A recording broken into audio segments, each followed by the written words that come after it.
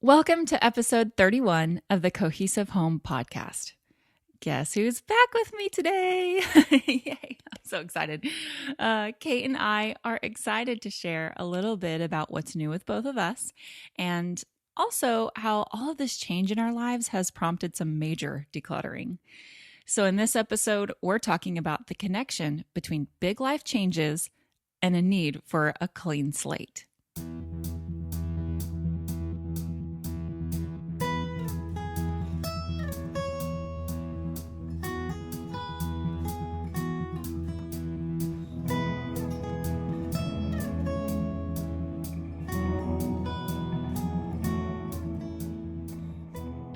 So, Kate, I am really excited to have you back. How has it been? I am so glad to be back, but just being honest, I am incredibly tired. I've got a sleeping, snorting little baby on my lap right now.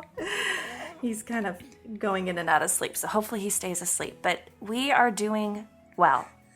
We are happy. We are adjusting to being a family of 5, which is just crazy, but it feels good. Good. Well, I have definitely missed you because doing a interview-based podcast is a lot different right? than just sitting here and talking with you. Well, and we really haven't talked on the phone that much either. It's been it's been weird. I know, it has been weird. Usually we will talk a couple times a day, and it's down to just, every other day we kind of catch up real fast. Right. And then, with me and the new house and you and a new baby and And I figure, go. I figure you probably don't want me to call you at 2 a.m. when I'm awake feeding a baby. Hey, Melissa. I can talk right now. Right? 2 a.m. Oh my gosh. But it has, I didn't realize how hard it would be with 2 older kids and a newborn. And I guess, you could have filled me in on that because that's your life. You've lived through that. But it's a challenge. So, I'm glad that I feel like we're getting into the swing of things. Yeah, it's definitely an adjustment. Those first few weeks, you're just in a fog. Yes. Oh, who am I kidding? The first few years of having totally. any children whatsoever, you're in a fog. But just that adjustment time of adding a third. I know that they always say, adding one more kid, no big deal. And to an extent, it is easy. It's easier to just add one more if you've already had 2. But now you don't have 3 arms. You only have 2 arms. And so you tend to, one is always having to be independent. And that's not a bad thing. Right. But there is definitely an adjustment time of arranging your days and your schedule and trying to just figure it all out. Yes. And so right now it's more like the basics of having clean clothes and feeding my children and trying to take care of all the dishes that are just always dirty. So we're baby steps, literally. Okay. But so it's funny. You have a baby, but then I technically don't have a new baby, but it is our new house. Right. And we're still in our rental, and yet we're slowly renovating this new house. And we just have this month. We have the month of May. And I basically have a baby because dishes are piled up in my sink. My floor is disgusting. There are toys everywhere. I feel like every surface is covered with something right now because if I'm not picking up, then my kids aren't really picking up. I'm not staying on top of them to keep track of their things. So, oh my gosh, it's just, I've got so many clothes on my bed right now that I need to fold and put away. But any spare moment, I've been hauling the kids over to the new house so I can clean grout. And how's that going?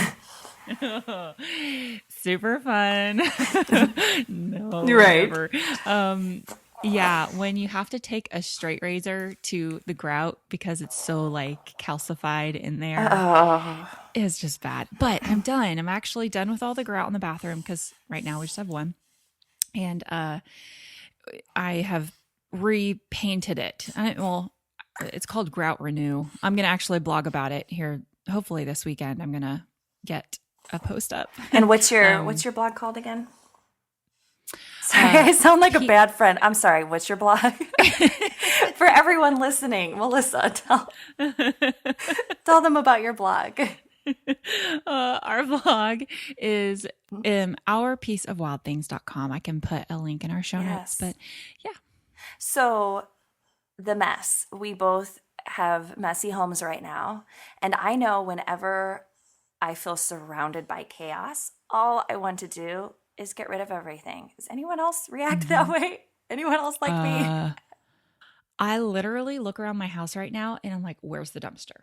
We're throwing it all away. And is it crazy to say I'm seriously considering getting a box, same size box for each child, and saying, what you want to move, put it in this box. Yeah. Your toys, this is what you get. Because right now, there's just so much stuff I feel like is just you don't accumulated. And you don't need it, right? Well, let me tell you. I'll tell you a little story. So we had some friends over to see the baby the other day, and some little friends to play with the girls, and they went into the girls' room and just destroyed it, which is what kids do. So I wasn't upset at all because that's how they play. But everything was pulled out, and I just looked at the room and I'm like, what am I going to do with this? There was stuff everywhere. And so later on, I gave the girls the opportunity to clean their room, and they didn't want to. They wanted to watch a show. And I said, okay, well, if you watch a show and don't clean, I'm going to clean for you. And they know what that means. Dun, dun, dun.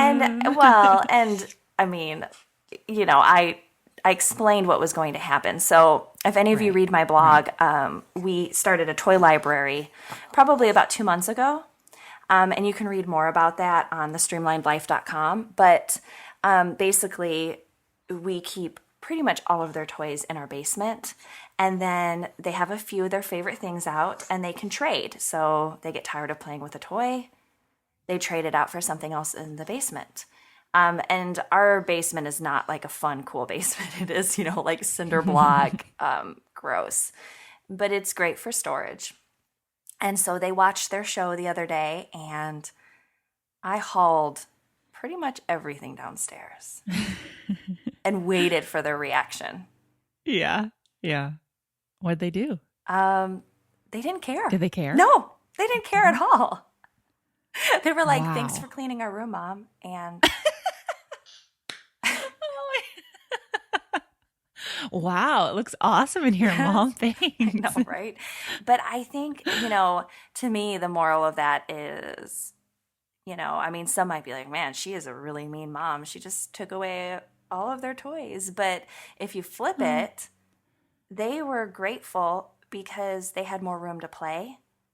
Their room was clean, and it was less chaotic, so they could focus on what they did want to play with or the books that they wanted to read instead of just not being able to find the floor because it was covered in stuff. I know. I find that with my kids too. Like if there is just a clean room, their moods are even better. Yes. I feel they are much more engaged with what they're doing. So I am hopeful that this new space that we're going to, even though it is smaller, I am hopeful that it is going to be easier to keep a clean slate. Yes. There's something about the space that we're currently in, and I know I've talked about it on our podcast before. There's just some bad feng shui in this house. I don't know what it is. Some bad juju. You need to get TPK feng shui to hook you up. Ask her for help. I know, I do, because but it's the layout of the house. Yes. And, some things you can't change. You can't. I cannot change the way this house is arranged, and it's just been difficult. I've never had a house like this where I feel almost claustrophobic in it. Yeah. So we're very excited for the change. So yeah, hopefully it'll Melissa, work out. My advice to you is stick with your box idea, obviously involve the kids and, make sure they're on board, right? Because we don't want to We don't want our kids to be in therapy someday because mommy was mean and took everything away. I want to keep everything because I didn't have anything as a child. Exactly. We don't want to do that. But, I'm telling you, it will make your transition and living in a small house so much easier if, each kid just has a few things. Well, and then those things are items that they appreciate and they love and they want to have and they want to play with.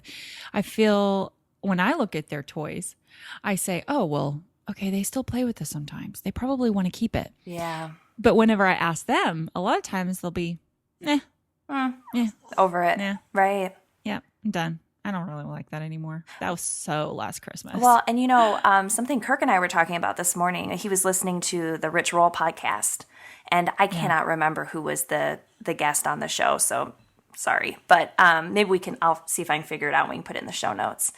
But it was someone who travels for a living. I mean, they have a YouTube channel, and they were remarking on how some of the poorest people in the world are still so content and happy with what they have. And, his thought was that it was because they have less choice.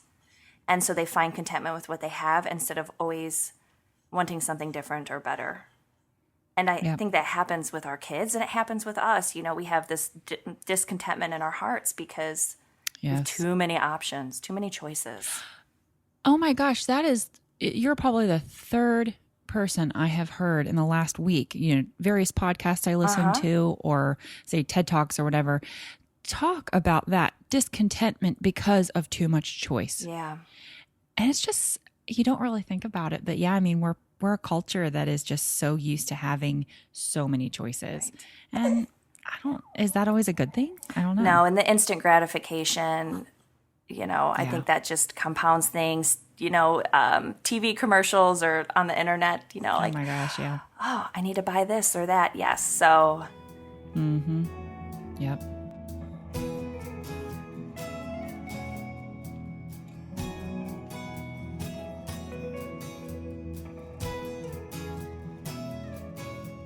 So how am I going to attack the clutter that's in my current house is what I want to know. How am I going to figure that out other than the boxes to give my kids? But then, yes, you can follow all of the wonderful books that are out there about decluttering. Right. There's some great resources. But here's the thing. When it comes down to real life, what should I do? Yes. You can follow, but right. Anyway. So I recently read a book called Uncluttered. And I think it's by Ruth Soukup, if that's how you pronounce her last name. She's a blogger. And she wrote about decluttering your home in one weekend. Friday, Saturday, Sunday. And she had a schedule for how to do it. And, whether or not you follow the schedule, I don't think it really matters.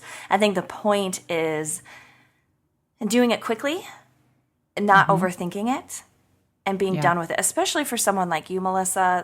This is not your first rodeo. No. No, it is not. And so I think just jumping in and getting the kids involved, I think in your case, especially with your time crunch of trying to get in the house, you don't have time to do this slowly. You just need to do it. So, I'm going to have to do this in, a weekend or a day or two. And I will be able to do it. But like I said, tackling the toys first is going to be huge. And then everything after that, I just have to get into the mindset of get rid of. I don't need. Get rid of it. We are going to go buy bookshelves at IKEA because that is one thing. And I know Kate and you and I have talked about this a lot on the podcast.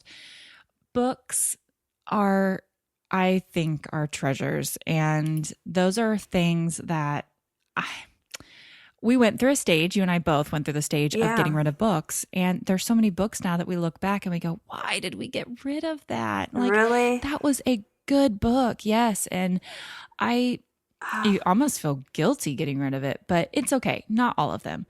But we're going to get 2 good solid bookshelves for our house. And that is where the books will stay. Even the library books. I think the bottom shelf will be library books. It's a good idea. Because here we have one shelf and it Right. doesn't have edges. It doesn't have like sides. Oh gosh. So like the books are all piled and it looks cluttery. And so, yeah, we're going to do that and try and find storage things because there's not really much storage in this new house. Well, and I will say on the flip, when it comes to books, not to go down the Book rabbit hole. the book rabbit hole. Yes, thank you for filling in my thoughts because I am so tired. Kirk and I have been on this fence of like, do we put a bookcase in the house? We really don't have room for one. Like I look around at the walls and I'm like, where would we even put one? Right now we have a closet that has 2 good sized shelves in it that we store all the books. You'd be surprised how many books that we can store. But yeah, I mean, I love to read. I love books. My kids love books, but we are so close to the library. And I feel really strongly about utilizing the library as our bookcase. Yes, definitely. Definitely. So, but for us, we get, think of the amount of books that maybe Vivian just gets. I have that times 3. So we get so many books every week. And they are just strewn across the house at this point. So to have a place to put those, no matter if it's a bookshelf or whatever, I think that is one way to, if you're going to declutter, like say in a weekend and you say, okay, we're going to attack this, that would be one way to be more organized, is to find certain, places for things. So such as library books. Well, and I think too, this goes back to what we've talked about throughout a lot of our episodes. And then in our 7 steps to a cohesive home guide, which is on our website, cohesivehome.com, is that you have to figure out what you value as a family and also what deserves a place in your home. Yes. What you want to have a place in your home. It doesn't matter what your friends value decor-wise or what you see online. It's what is important to you. And so we love to read and we love books, but I don't feel as strongly about having the physical copies in my home. And I'm okay with that now. I'm okay with admitting it. And that's good. I think that's why, being simple and simplistic in your home is it's tailored to every person. So yes, for us, we want to have bookshelves, and that's okay. So I'm definitely going to be doing some quick decluttering, but there's also an importance within minimalism to go slow and to have it be consistent. Right. And not just, I feel like that's one area I'm really, really bad in, is that I can do these quick purges. It's easy for me to do that. I'm on a mission. I have tunnel vision. I get it done. It's super easy for me to do that. But then when it comes to decluttering in a constant, or how do I say that? Being in a steady state of declutter mentality. Yes, that was good. You should sometimes copyright that. Can I copyright that? Oh. It might work actually. Can sell a few books. There you go. But yeah, I think that's hard for me. Right. It is. And I'm sure I'm not the only one. It's a constant state of mind that, to keep up on the clutter, to keep it from entering your home. Which, I loved the interview that you did with the Nomad Yoga family about their version of minimalism versus, like someone who lives in a home, and how, those boundaries, those physical boundaries require them to have less stuff. I think you called it forced minimalism. Yeah. Right? I did. It was so good. But it is hard. It is hard when you have a bigger home. Yeah. And so I think part of that slow decluttering over time is also buying less, being content with what you already have, and to slow your roll with the shopping. Yes. And for us, it's maybe not so much the shopping, but the getting of things from, say, grandparents or birthdays, or, and freebies. It happens slowly and it creeps in. And it's hard. It's hard to just say, out with it. Let's go, Yes. if you're not in that constant state of just thinking about that. So, yeah. Wah, wah. Well, I'm excited for you to move into your new house. And I can't wait to see how it looks when you have all your things in there and you have it how you want it. So Very excited. It's nice because we'll have, like, our kids are so excited as well. And it allows them to be in the process. We're getting the whole family involved in the moving and in, I'll make little comments.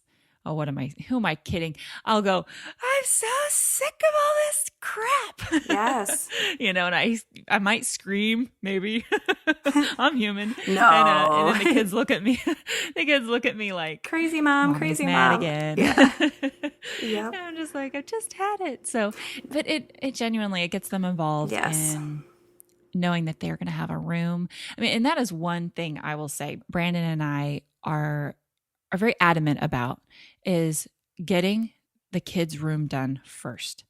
So we're going to focus on painting their room and getting their closet done, getting their beds and all of those things, so that when we move in, maybe Brandon and I's room isn't ready yet, maybe our kitchen's not done, but the kids have their space and they have just their space. Yeah, I don't know how else to say that. And it allows them to be just more settled. And so we did that in Germany. Even though their room wasn't perfect, it was still theirs.